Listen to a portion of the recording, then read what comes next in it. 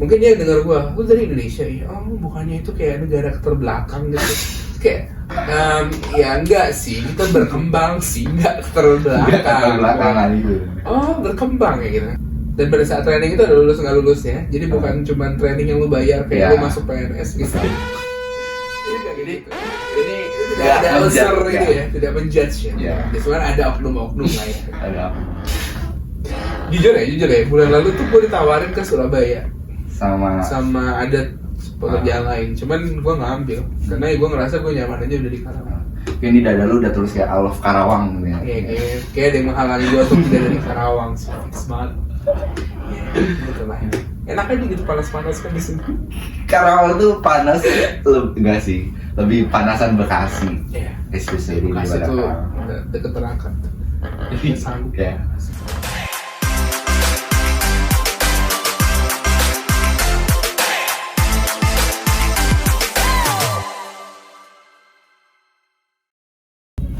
Halo guys, gua Michael Owen, salah satu mahasiswa dari Universitas Pertiwi, kampus Karawang, dari Fakultas Bisnis dan Teknologi, program studi S1 Akuntansi dengan NIM 23110052. So, di video kali ini gua akan mewawancarai salah satu leadership milenial ya.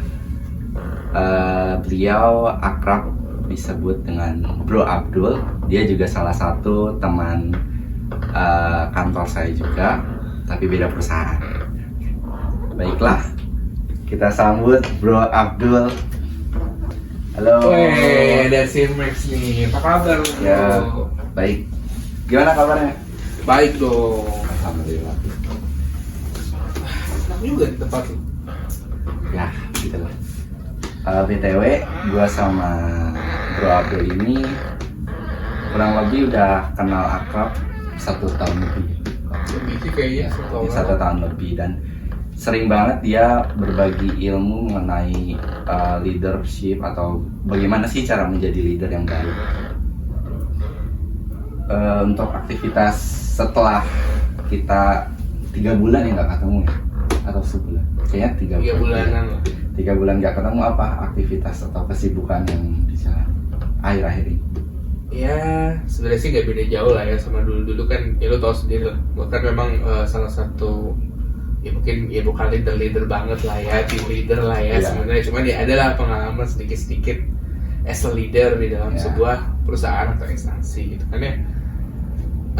Ya sebenarnya 3 bulan ke belakang sih ya gue sama aja sih, cuman bedanya mungkin ini kan kayak bidang baru ya. Mungkin kan sebelumnya gue di area perbankan, terus sekarang gue fokus ke area manufacture, terus ya banyak lah hal mungkin yang agak berbeda. Jadi ya mungkin gue lebih ke arah ya trying to berenang-renang di tempat yang baru lah. Kata dari keep swimming until you drown. Atau ya lo minta tolong nih. Sebagai leader, atau lu kan baru masuk nih kan di dunia kerja manufacturing, dan sebelumnya kan kerja di perbankan gitu ya. Tantangan terbesar apa yang lu hadapi sebagai leader di perusahaan manufacturing? Oke. Jadi sebenarnya gini, kalau kita ngomongin perusahaan, itu kan banyak tipenya ya. Betul. Ada perusahaan itu tuh yang tipenya bottom up tuh. Inspirasi dari bottom tuh dijadikan sebagai visi misi perusahaan lah, atau kayak jadi objektifnya perusahaan tuh dari aspirasi banyak orang. Kalau kita ngomongin negara tuh demokratis banget lah. Tapi ada mungkin perusahaan-perusahaan yang tipikalnya itu kan top down ya, yang lebih ke arah visi perusahaannya udah clear nih, gue 3 tahun ke depan, 5 tahun ke depan perusahaan ini mau A, B, C, D, E gitu. Nah, as a leader sebenarnya gue itu kan punya luxury resource lah ya. Gue punya tim yang itu harus gue bareng-bareng sama tim itu untuk mencapai visi misi yang dimaui oleh perusahaan itu. Either itu bottom up ke, atau either itu top down ke, ya semuanya sama lah ya. At the end ya kita akan mencapai visi misi dari si perusahaan itu gitu kan ya. Nah, tadi pertanyaannya mungkin lebih ke arah tantangan lah ya. Menurut gue sih tantangan tergantung sih ya, tergantung circumstance-nya kayak apa ya, tergantung kondisinya seperti apa. Kadang tuh gue melihat tantangan yang semakin mungkin 3 tahun ke belakang tuh kan, kalau kita lihat COVID itu kan cukup ngehit betul. perekonomian, Iya. perindustrian, terutama manufacturing itu kan cukup gila ya, cukup berpengaruh gitu. Iya. Apalagi manufacturing itu kan sesuatu mengandalkan volume penjualan yang besar Betul. supaya dapat margin yang banyak. Iya. Beda sama kayak specialty lah. Specialty produk itu kan sesuatu yang marginnya itu banyak, tapi dia mungkin nggak jualnya gak banyak. Kalau manufacturing kita jualnya volume banyak, Betul, tapi marginnya mungkin nggak terlalu banyak gitu ya. Nah, dengan keterbatasan case COVID kemarin, penjualan mungkin susah, jadi kan perusahaan tuh akan punya strategi-strategi tertentu untuk gimana caranya maintain profit dengan resource yang ada. Nah, mungkin pantangan gue sebagai seorang leader itu adalah berusaha untuk mencari kesibukan tim gue supaya tim gue itu benar-benar sebagai tim yang memang bisa memberikan value terbesar bagi perusahaan. Karena tuh biasa saja lah. Namanya perusahaan kan pasti nyari untung ya. Ya betul. Kalau lu udah nggak ngasih keberuntungan bagi suatu perusahaan, menurut lu kayak gimana? Pasti kan ya you know lah. Jadi menurut gua kayak sebagai seorang leader itu kita harus mencari celah opportunity di dalam bisnis supaya tim kita itu harus di keep alive, supaya tim kita itu bisa menjadi shining star-nya lah di perusahaan itu tuh, supaya tim kita tuh yang paling di utilize dan bisa memberikan added value yang cukup banyak dibandingkan yang lainnya. Sehingga apa? Sehingga ya gue sebagai leader, kalau gue mau mencapai itu, satu gue harus tahu nih capability tim gue seperti apa, bisnis needs-nya perusahaan ini maunya apa. Terus di situ kan gue harus ngarahin kan ya, wah tim gue nih yang si A cocoknya ke sini, si B cocoknya ke sini. Dan gue sendiri orangnya tuh introvert banget. Ya, gue yakin lu juga introvert. Iya. Nah, sebagai orang yang introvert, cara kita untuk bisa engage ke masing-masing tim supaya mereka bisa supaya kita tuh bisa ngerti, oh ini tuh potensialnya di sini loh, di sini loh, di sini loh. Jadi gue bisa mappingin tim gue tuh dengan tepat supaya mencapai business needs tadi. Itu yang menurut gue sebagai tantangan terbesar sebagai seorang leader. Jadi lebih ke mengenal karakter bawahannya satu sama lain. Bener banget, kenalin karakter. Nah, lu kayak lu sama cewek lu kan udah kenal tuh karakternya. Tiba-tiba jadian kan. Tau-tau gak jelas lagi. Ya, berarti Bro Abdul ini bisa dibilang sebagai leader yang visioner mungkin ya, kayak lebih mempunyai visi dan tujuan untuk memulai suatu istilahnya progress lah. Benar, ya lebih ke arah situ sih. Karena kan kebanyakan lah ya, kalau kita ngelihat milenial yang baru meletak jagung tiba-tiba jadi leader tuh kan emang ya kita sih lebih idealis ya. Kita kalau idealis tuh pasti kan kita memposisikan diri sebagai visioner yang leadership yang visioner. Karena ya kita masih merasa bahwa gue harus nge-maintain tim gue supaya tim gue itu sebagai ibaratnya high performer lah, supaya tim gue itu bisa mendeliver business needs, tapi juga orang-orangnya itu nggak sebel sama gue.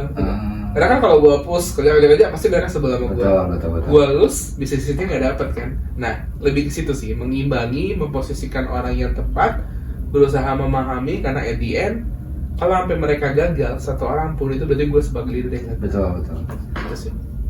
Berarti dengan cara apa lu mengatasi gue nggak puas nih sama bos gue, kok bos gue kayak nyuruh gue kerja tapi gue nggak ada achievement apa-apa.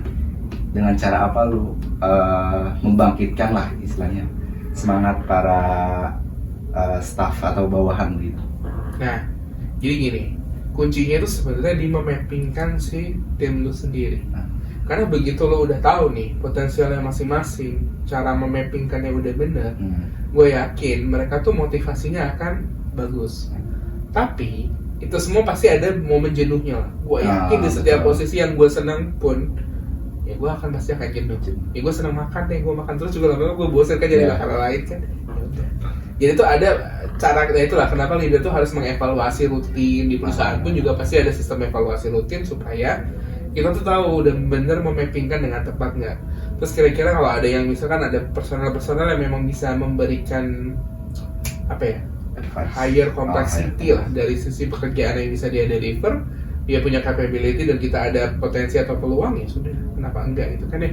Jadi key pointnya itu kita harus bisa memappingkan resource yang tepat supaya sampai resource itu merasa, oh gue di posisi yang pas nih, oh tapi gue lagi pengen challenge ini nih, dan memaintain keterbukaan dengan tim kita. Berarti key poinnya ialah mampu memappingkan ya Iya, kemampuan atau capability dari masing-masing tim. benar banget. Emang kenapa lu mau join ke perusahaan gitu atau lu rencananya apa sih setelah lulus kuliah? Kalau gue Kan lu lagi kerja ya? Iya, Bener kan? kuliah sambil Nah, kerja. lu habis lulus kuliah mau gimana? Habis lulus kuliah pastinya mungkin bakal cari my new journey gitu, kayak pengalaman baru. Mungkin kayak lebih, kalau cita-cita pribadi gue itu mungkin pengen kerja di salah satu perusahaan Big Four. Amin. Apa coba perusahaan Big Four? Contohnya Contohnya yang lu pengen banget masuk. Ini kenapa gue jadi ini ya? Jadi hostnya kayaknya. gak apa-apa, saling bertanya satu sama lain. Oh, apa gantian lo. Kalau contohnya ya mungkin yang di daerah, kalau untuk nama instansi mungkin gue belum tahu research ya, tapi kalau misalnya Bidangnya lah. ya bidangnya ya di bidang sesuai dengan jurusan gue pada kuliah kali ini, yaitu S1 akuntansi. Jadi gue pengen lebih mencari pengalaman gimana sih akuntansi itu sebenarnya bekerja di perusahaan besar atau perusahaan Big Four tersebut gitu. Jadi mungkin ya cita-cita gue selain itu juga ingin membangun wirausaha, dan sebenarnya dalam wirausaha tersebut juga membutuhkan karakter leadership gitu. Karena kedepannya atau suatu saat kita juga bakal ngerasain kayak oh gini loh caranya membangun usaha dari nol dan kita menjadi leader dalam suatu usaha atau wirausaha yang kita bangun tersebut gitu. Jadi sebenarnya leadership dalam diri kita tuh harus ditanamin dari mulai kita sejak dini mungkin, atau ya minimal dari sekolah dasar itu kayak udah diajar leadership. Banyak Emang lu jadi ketua kelas waktu SD? enggak. Terus waktu SMP? Gue pernah jadi OSIS.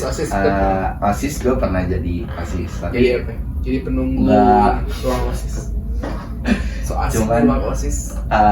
kalau jadi OSIS itu gue nggak berkesempatan untuk menjadi ketua OSIS, tapi jadi sekretaris. Jadi ya lumayan. Terus juga pas SMK pernah jadi ketua kelas, dan ya sama yang lu bilang tadi, kita harus memahami capability masing-masing siswa tuh gimana gitu. Jadi sebagai ketua kelas tuh harusnya tuh kayak merangkul si siswa tersebut atau sesama teman untuk ayo belajar bareng. Jadi sebenarnya apa ya, kalau jadi leader tuh sebenarnya ada tantangan tersendirinya juga, apalagi ya lu sama gue sama-sama introvert mungkin ya, seperti yang udah dibilang tadi awal. Jadi gimana caranya karakter kita yang introvert tuh bisa, oh gue tuh harus keluar dari zona nyaman ini. Gue nggak selalu harus di introvert. Mungkin hingga saat ini lu sama gue masih ada sisi introvert. Jadi misalnya kayak lu abis keluar kemana-mana atau kayak ketemu banyak orang, terus social battery lu habis kayak gitu.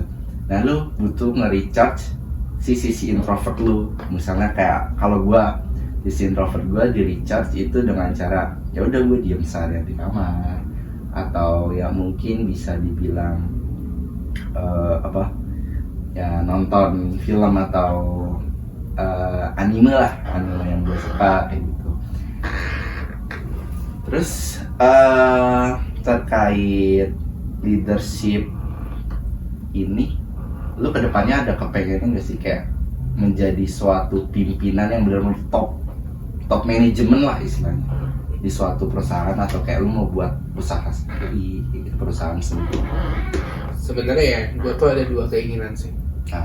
Satu, kalau di perusahaan, maksudnya kalau gue stay as employee lah ya, bukan gue berwirausaha, itu gue kepengen gue tuh menjadi leadership, tapi nggak cuma di lokal ini, misalnya sesama orang Indonesia gitu, tapi gue pengen di global. Gue pengen punya tim itu yang banyak tipikal orangnya, tipikal etniknya dari mana, karena menurut gue itu sangat-sangat menarik lah. Maksudnya sekarang pun juga gue bekerja pun juga banyak engage dengan beberapa orang dari negara lain lah, dari Poland, Krakow, terus dari Swiss, dari Jepang juga, dari Vietnam juga.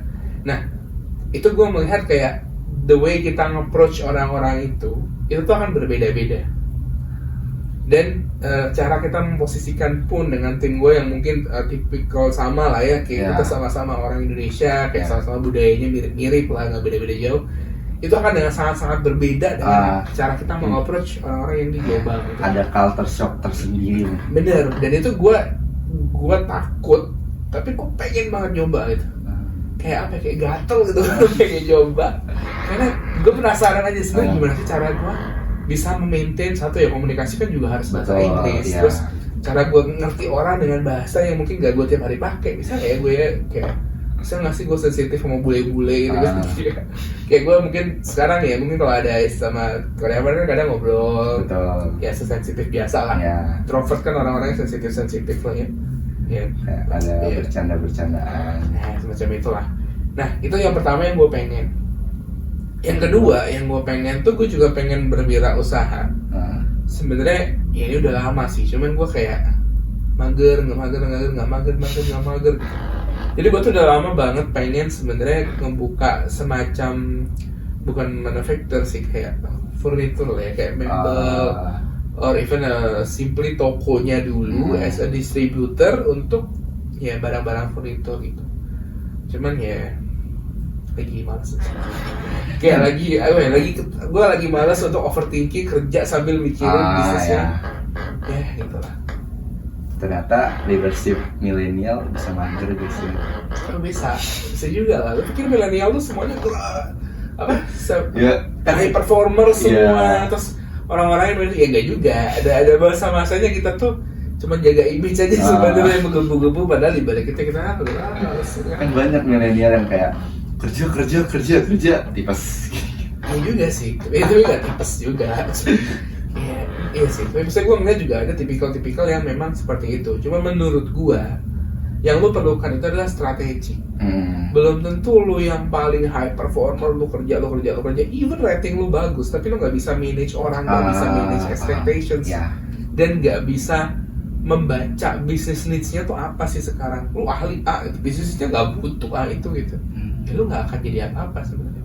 Oke, lalu performa lu bagus, gaji lu naik, or maybe ya kadang grade lu naik, tapi ya secara value lu tuh gak lebih bagus dibandingkan dengan yang bisa memanage. Sebenarnya gue bisa bilang ya, memanage bullshit expectations, business needs, itu semua bullshit. Karena kan itu semua bergerak lah. Ini gue ngomong agak kasar dikit gak apa-apa lah ya. Nanti ada di beep gitu kan. Itu kan bisa lah ya. Ya gitu lah ya. Cuma menurut gue ya, itu semua sebenarnya memang kita harus ketahui, kita harus mastering. Cuman ya gak ada salahnya sih jadi spesialis. Cuman ya at the end, value-nya sekarang itu lo adalah multitasking person. Jadi lo gak bisa spesialis, oke lah. Tapi lo sampai kapan menjadi spesialis itu? Mungkin kalau di selanjutnya lo harus agile. Lo harus bisa berkembang, lo harus bisa jadi kayak ulet. Lo bisa fleksibel mungkin ke posisi ataupun ke job description yang mungkin lo gak pernah pegang. Coba lo tebak, gue jurusan apa dulu waktu kuliah? Kalau gue kenal lo selama 1 tahun belakangan, 1 tahun lebih inilah. Lu kuliah atau? Kuliah berarti coba lu tebak. Manajemen. Yakin lo? Bukan. Gue dulu kuliah teknik kimia. Oh iya. Lo tau gak kerjaan gue pertama setelah gue lulus dari teknik kimia apa? Coba kebayang lo kerja teknik kimia tuh apa sih? Ya, kayak membuat larutan-larutan, terus kayak gitu. Kayak larutan-larutan, biokimia, kimia. Gue lulus, setelah lulus, gue kerja tuh sebagai teknik sipil. Gue kerja sebagai structural engineer. Gue nggak tahu yang namanya, gue tahu lah basisnya hukum Newton, sama dengan massa kali akselerasi, gue tahu gitu. Tapi untuk di teknik sipil, even pada saat itu ya, gue tuh di-assign untuk sebagai lead untuk mengakses sebuah bendungan dam itu apakah kondisinya oke atau enggak. Kalau gue salah assess, gue salah lead, impact-nya apa? Kalau ada apa-apa itu jebol ya perusahaan surrounding-nya, perusahaan reputation, terus surrounding-nya juga pasti ada korban dan sebagainya. Yang waktu itu gue lakuin adalah step pertamanya itu gue di sana gue bilang iya gue mampu, gue bisa, ya, gue nekat aja ya, tapi juga milenial. Terus gue udah aja maju aja, serobot aja gue pokoknya udah, itu kan daripada gue nggak ini kan, gue serobot aja. Sampai akhirnya waktu itu di 3 bulan pertama gue tuh harus ngambil sertifikasi gue.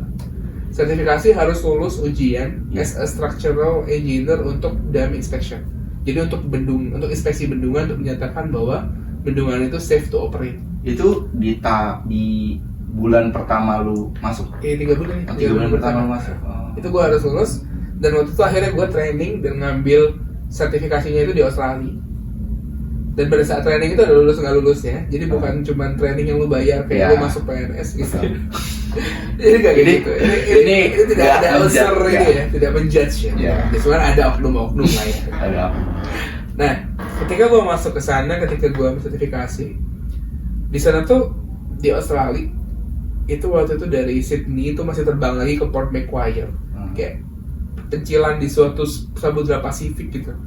Terus tempatnya enak sih, kayak resort, cuman penduduknya tuh kebanyakan kayaknya udah tua, umur 50 ke atasan. Gue nggak menemukan orang muda di sini. Kayaknya minim dan udah pada tua-tua gitu lah. Kayak some kind of resort gitu. Tapi bukan resort yang ini lah. Nah terus gue ngambil sertifikasi, itu even sebelah gue tuh nanya, mungkin dia denger gue, lu dari Indonesia ya? Oh bukannya itu kayak negara terbelakang gitu. Kayak ya enggak sih, kita berkembang sih, enggak terbelakang.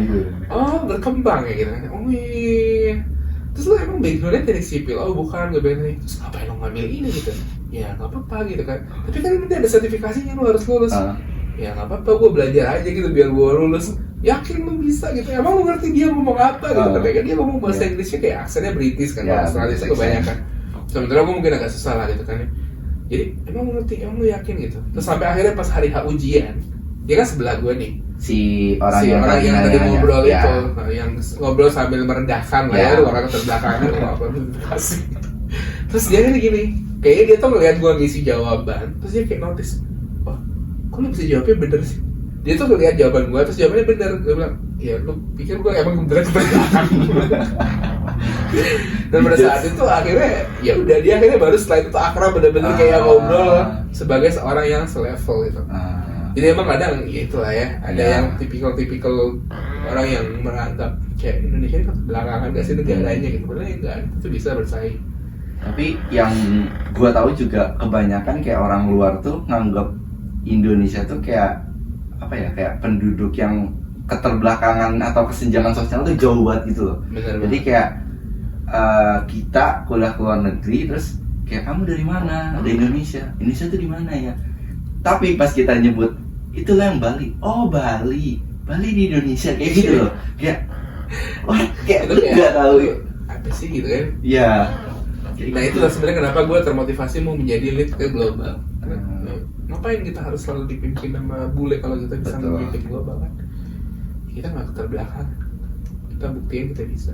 Dan akhirnya gue lulus. Sertifikasi gue lulus dan alhamdulillah gue nggak dipecat karena gue tetap bisa kerja karena gue lulus di sertifikasi. Udah selesai. Itu pekerjaan gue pertama. Dari situ gue move ke mechanical static. Mechanical static itu berarti pekerja. Kalau kuliah tuh berarti material engineer. Jadi ngomongin logam, ngomongin besi, bengkok, apa segala macam. Mohon maaf sebelumnya, klarifikasi jurusan gua sama dia kuliah itu kayak berbeda. Jadi kalau misalnya gua agak sedikit kayak loading lama itu, kayak gua lagi membayangkan apa yang dimaksud gitu. Mungkin kayak lu bisa ngejelasin secara global lah. Apa tuh? Secara global saya kayak nggak terlalu menjerumus ke dalamnya. Kayak misalnya kayak metal engineer tuh sebenarnya kayak ya udah kayak pemesinan atau apa.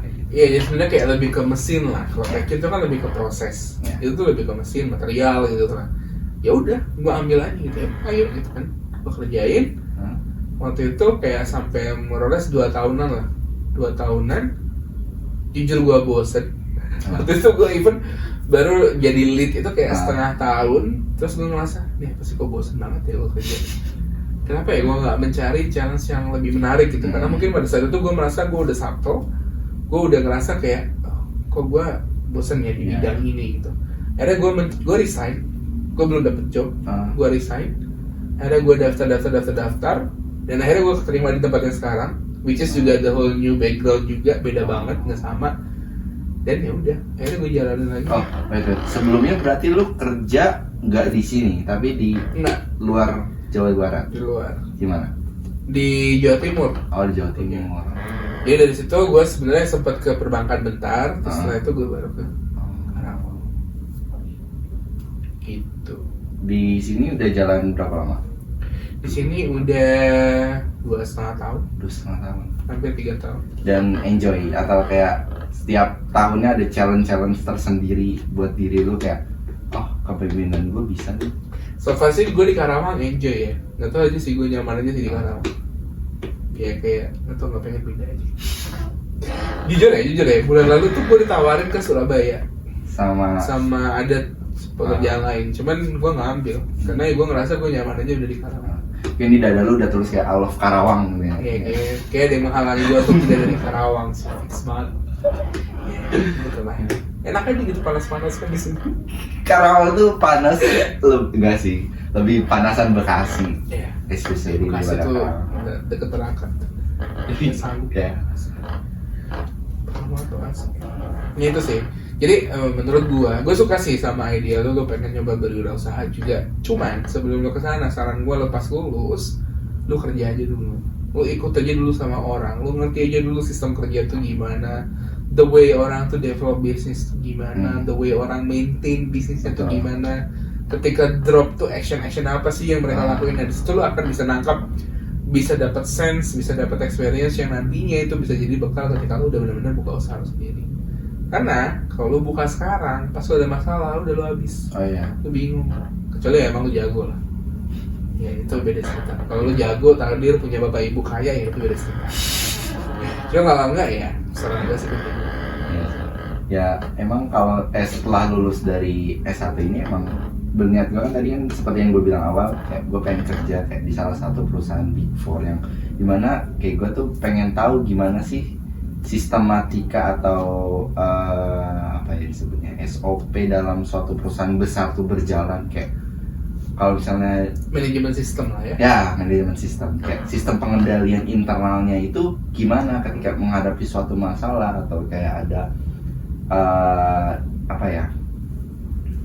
disebutnya kayak trouble yang mungkin terjadi dalam perusahaan tersebut. Lu kan anak akuntansi ya. Tapi kan lu kan juga pekerjaan lu yang sekarang kan sebenarnya ya ada informatika juga nggak sih, kayaknya lu SMK dulu ya? Ya SMK, SMK lu informatika. Kalau lu ngomongin Windows, ngomongin laptop, Windows itu kan sebenarnya apa? Operating system ya? Ya sistem operasi. Anggap aja laptop lu tuh perusahaan. Operating systemnya Windows, yang ngejaga sistemnya apa? Antivirus dan lain sebagainya lah. Ya kayak Winamp segala macam itu kan cuma aplikasi tools yang lu pakai untuk bekerja si laptop lu. Betul. PowerPoint segala macam. Sama aja konsepnya juga kayak gitu. Cuman in a big way lah. Kayak secara real lah ya kan, kalau misalnya kita bilang sistem operasi itu kayak software atau perangkat lunak. Kalau misalnya kayak kita menjalankan perusahaan pastinya kayak secara real bertemu dengan orang, kontak langsung dengan orang. Benar banget. Sama juga tukang utang kan, kredit kan juga ngejar utang, itu kalau buka usaha kan bingung kan. Anyway, itu sih tergantung the way lu nge-initiate pekerjaan lu sama ekspektasi lu dari apa seperti apa gitu sih. Kalau misalnya gue bilang sebagai leader kan pasti ya tadi yang seperti lo bilang ada tantangan tersendiri gitu kan. Nah terkait lo menjadi leader di dalam suatu perusahaan tersebut, apa ya bisa dibilang, selain lu menjadi leader dalam suatu perusahaan tersebut, yang menjadikan lu karakter atau mungkin pengembangan diri lu pengen lebih jauh tuh apa?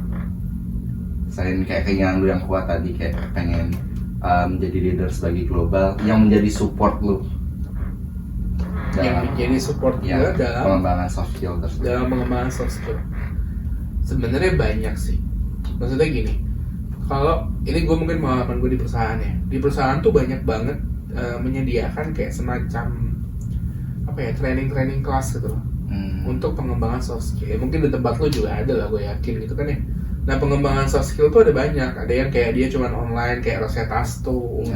Terus ya kayak ya mungkin courses online lainnya lah, ataupun even offline yang bisa kita ikuti supaya mengembangkan soft skill gue.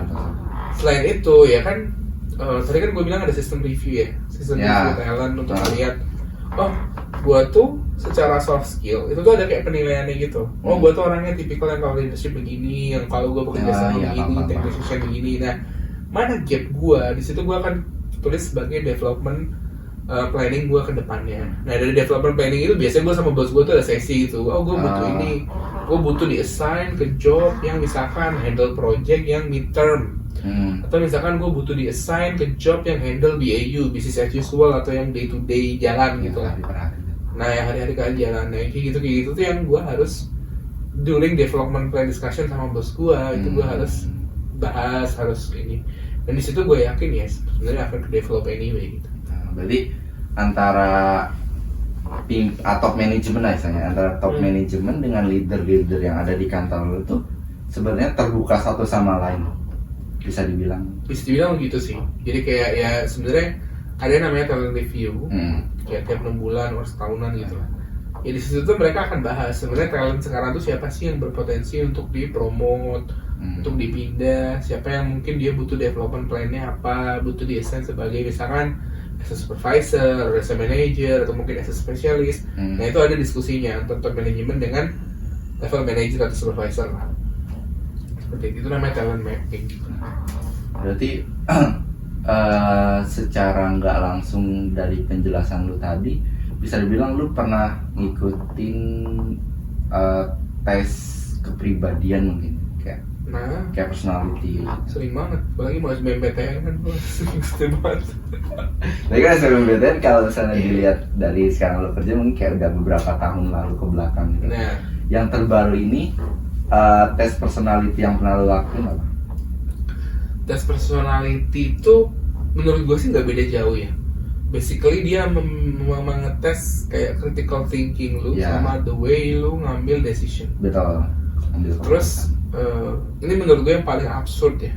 Gue pernah mendaftar ke salah satu instansi yang mungkin tagline-nya itu akhlak budi pekerti ya.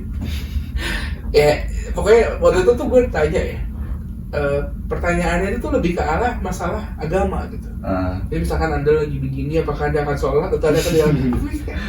Ini ngetes kepribadian gue atau keyakinan gue. Ya enggak, gue gak menganggap itu salah ya. Maksud gue kayak ini tes kepribadian kan. Tapi itu maksudnya terjadi gitu. Itu pernah gue alami juga. Ada juga tes yang dia itu beneran kayak lebih ke apa ya gue bilangnya ya, lebih ke ngetes yaitu decision making sama ngetes lu ketika under pressure. Itu menurut gua menarik sih, karena itu benar-benar lu juga tahu ya gua ternyata kayak gini kalau under pressure. Dan orangnya pun juga kayak ternyata orang ini oke atau enggak gitu. Sebenarnya oke atau enggak itu kan depends on bisnisnya dia butuh orangnya kayak gimana gitu. Nggak semua yang cocok, yang jodoh yang mana gitu. Gitu.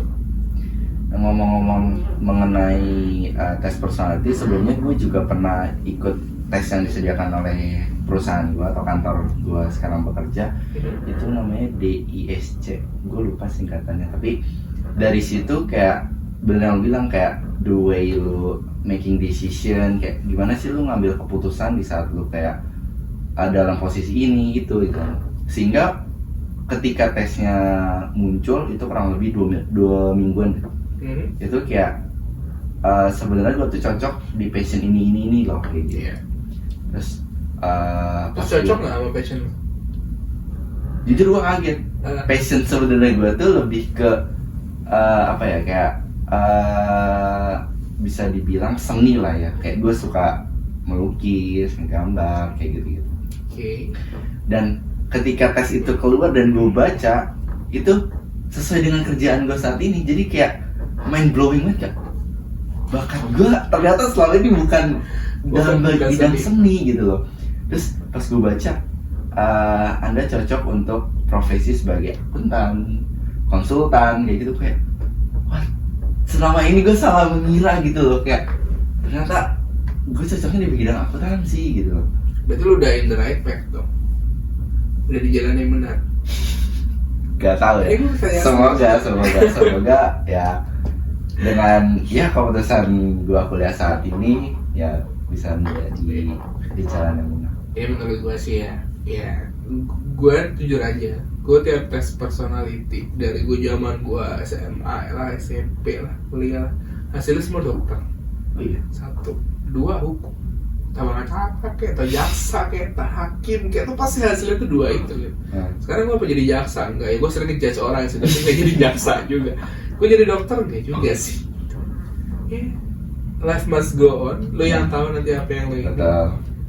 Saran gue, apapun nanti yang ada di depan lo, challenge apapun itu, ambil aja. Jangan ragu. Pasti lo akan bisa ngelakuin kalau lo mau ngambil dan lo mau berusaha. Dan itu rewardnya menurut gue lebih dari yang apa yang mungkin lo kira. Mungkin kayak lebih dari ekspektasi yang kita harapkan.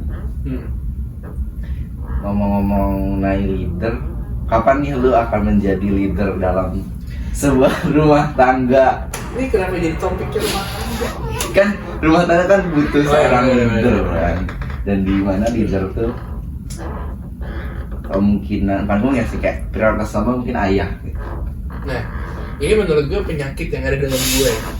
Gue tuh ngerasa kayak kalau gue udah enjoy, jadi maksudnya mendapat challenge seru nih kerja gitu, gue tuh jadi kayak bingung juga nih, aduh kok gue jadi gambar kerja ya, kayaknya berubah tangga gue tuh belum kepikiran. Jadi kayak ya jujur aja gue sekarang sih masih enjoy dengan pekerjaan, enjoy dengan daily life gue yang saat ini. Ya so far sih gue belum ada planning untuk nikah ataupun ini. Ya kan gue masih milenial, masih umur berapa sih? Gue muka-muka 17 tahun. Ngapain 17 tahun. 17 tahun. Seumuran dong kita ya, Kak? Emang 17 malah tuaan bro. Anjay. Bro masih 17 tahun. Saya masih di bawah 21, Pak, mohon maaf. Oh iya. Ampun. Ya gitu sih. Tapi intinya ya gue masih belum ada planning untuk serius gitu. Serius dalam artian ya berumah tangga lah ya. Lebih fokus menjadi pria karir. Ya yang penting kan gue jadi pria ibu. Pria karir ya sobat gitu kan. Oke. Selama itu halal, saya pasti akan Kita. Ada lagu yang MUI? ada dong. Ada. Ya halal. Selain Alaf Karawang bawahnya MUI. Iya, Alaf Karawang gue halal. MUI. Oke. Kesimpulan dari Bang Do ya adalah life must go on, apapun yang kita hadapi atau kita jalani ya terima dan ambil semua tantangan tersebut, karena kedepannya kita nggak bakal tahu atas keputusan tersebut menjadi right way kita atau bisa dibilang bisa memenuhi ekspektasi di luar ekspektasi kita. Gue boleh tambahin ya? Apa yang kita alami, apa yang kita temui, jangan diterima semuanya. Satu yang nggak boleh lu terima. Coba. Ketika lu berada di zona nyaman, lu nggak boleh. Lu harus keluar dari zona nyaman, lu harus berani take challenge. Itu yang bikin lu berkembang. Kalau enggak, ya lu tetap akan jadi Michael Owen, gue tetap akan jadi Abdul. Lu nggak akan jadi seorang wirausaha atau aktor atau seniman atau apapun yang lu mau, tapi lu akan tetap jadi apa yang sekarang. Betul. Jadi jangan takut untuk keluar zona nyaman, karena hal tersebut bisa merubah diri kita dan juga masa depan kita. Tapi kalau udah terlanjur nyaman, ya udah, nggak usah dipaksa keluar. Lo sama cewek lo lanjutin aja. Oke. Ini gue sekalian ngasih nasihat nih. Maxnya sama ceweknya lagi berantem. Enggak, maaf, saya sedang tidak berminat untuk bercinta-cintaan. Terima kasih Bang Dung atas kesempatannya. Sama-sama. Terima kasih sudah datang ke podcast untuk memenuhi salah satu tugas mata kuliah saya. Indeksnya A nggak nih? A lah ya. Tergantung penilaian dosen ya Pak. A lah ya kan? A ya. Baik, gua Michael Lawan dan Gua Abdul. Pamit undur diri. Sampai jumpa di next podcast berikutnya. See you.